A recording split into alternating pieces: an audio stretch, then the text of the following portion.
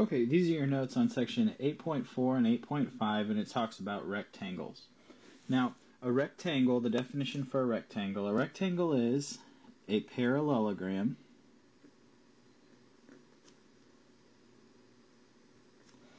with 4 right angles. Okay, so if we're looking at our picture here, remember a parallelogram, opposite sides are parallel, which we can tell by looking because the top and bottom will never intersect, neither will the left and the right. And a rectangle has 4 right angles. That's part of the definition. So the rest of these should be right angles also. And that's what a rectangle looks like. Okay? Now it is also a quadrilateral. It has 4 sides. So this is just getting more specific. We can think about it if we want to use a Venn diagram.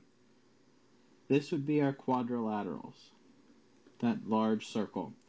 Parallelograms are a specific type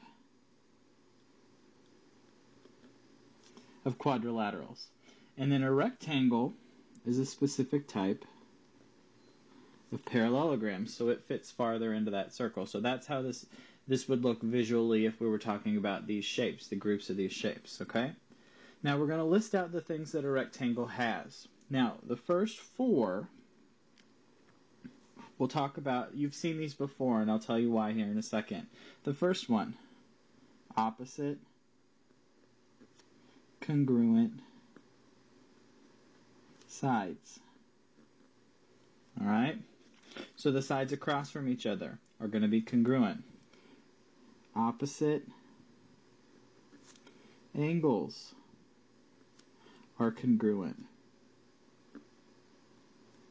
So the angles across from each other, and that makes sense because they're all right angles. So the angles are actually all congruent to each other.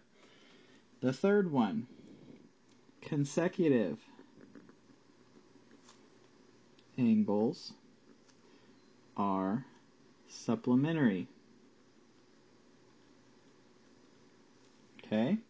So the angles next to each other along the same side are going to add to 180. And the last one here is that the diagonals bisect each other. Now you've heard all 4 of these before. These are the 4 characteristics, the 4 big ideas of a parallelogram. And the reason that they are written here for a rectangle is because a rectangle is a parallelogram. So all 4 of those ideas also apply to a rectangle, because a rectangle is just a specific type of parallelogram. There are 2 more big ideas that we need to know. The first one is in the definition, 4 right angles. Okay, that one is kind of a no-brainer. We already know that, and most of you already know that anyway. That the right angles are the characteristics of a rectangle. Okay, so 4 right angles, that comes from the definition. And the last one is a new idea, and it's that the diagonals are congruent. Now remember, we said congruent things can get set equal. Okay, so that's a new idea. The diagonals are exactly the same length. They are congruent to each other. Now, if we combine that idea that the diagonals are congruent and that the diagonals bisect each other, something interesting happens. And we can look at that here in our picture. We'll draw in the diagonals, A to C and B to D. Now, those 2 are congruent. AC is congruent to BD. That's because the diagonals of a rectangle are congruent. Now, what happens is, since they're congruent and they bisect each other, all 4 of these segments are the same length, because suppose the diagonal was 10. Half of 10 is 5, and if the diagonals are congruent, then the other diagonal would have to be the exact same thing. So that's what happens here, is that the 4 pieces of the diagonals are all the same length. Okay? So those are the characteristics. That's what you need to know about a rectangle. You already know those first 4 because it's a parallelogram. That's what parallelograms have. And the last 2, there's 4 right angles in a rectangle, and the diagonals are congruent. Now we're going to do 2 examples. First example says quadrilateral RSTU is a rectangle. If RT is 6x plus 4 and SU is 7x minus 4, find x. Well, the first thing we need to do, they've given us the picture, but they haven't drawn in there RT or SU. So we're going to draw that. RT, SU. And notice that they are the diagonals. And we just learned that the diagonals are congruent. So we can set those two things equal to each other. 6x plus 4 equals 7x minus 4. Those two expressions get set equal to each other. And now we solve it like we normally would. Let's subtract 4 from both sides. So these cancel. 6x equals 7x minus 4 is minus 8.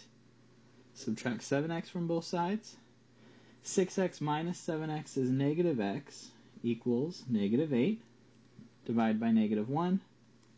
So x is positive 8.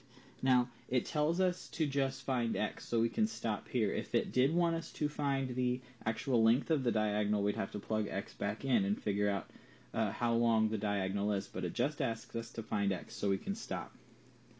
Our second example says quadrilateral LMNP is a rectangle. Determine x and y. So our x's are down here, and in this example, we're talking about angles, and our y is up here.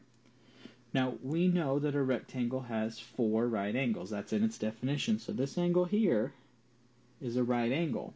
And if those two smaller angles make a right angle, they're called complementary. Remember that vocabulary word way back from first semester, complementary. And complementary angles add to 90. So we can say 5x plus 8 equals, not equals, that's my mistake, plus 3x plus 2 equals 90. There's our equals. We add those two together and we set it equal to 90. So we combine like terms. 5x plus 3x is 8x.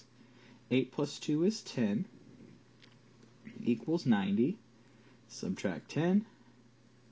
8x equals 90 minus 10 is 80. Divide by 8. So x is 10. And there's x for this problem. Okay? Now to find y, it's a little trickier. Again, to find x, they make the right angle, those two angles, so we just add them together and set them equal to 90. The y up here, 6y plus 2, it's not next to another y angle, so we can't use that same approach. I'm going to help us out here by drawing a triangle, help us see what's going on. We have a 90-degree angle here. I've drawn half of the rectangle. This angle is 6y plus 2. This angle was 5x plus 8, and we found x to be 10, so it's really 5 times 10 plus 8, which is 58. Now, we have a triangle there. We used this idea when we talked about parallelograms. We used this in an example. We have a triangle, 180 degrees in a triangle. So what we do is we say 90 plus 58, the two angles we know, plus 6y plus 2 equals 180. We combine things together. So 90 plus 58 plus 2 is 150 plus 6y equals 180 minus 150 from both sides. So 6y equals 30, which is 180 minus 150. Divide both sides by 6. Y ends up being 30 divided by 6, which is 5. So there's the answer to that problem. Now again, that example uses an older idea, something we've learned before, okay? To find x was a new idea, to find y was an old idea. So, what I want you to get out of this video are the properties of a rectangle. Again, you know those first 4. The two new ones, 4 right angles and the diagonals are congruent. And then you need to know how to solve these examples here, which are typical examples that you'll see about rectangles. If you have any questions, rewatch the video. If you still have questions, bring them to class next time.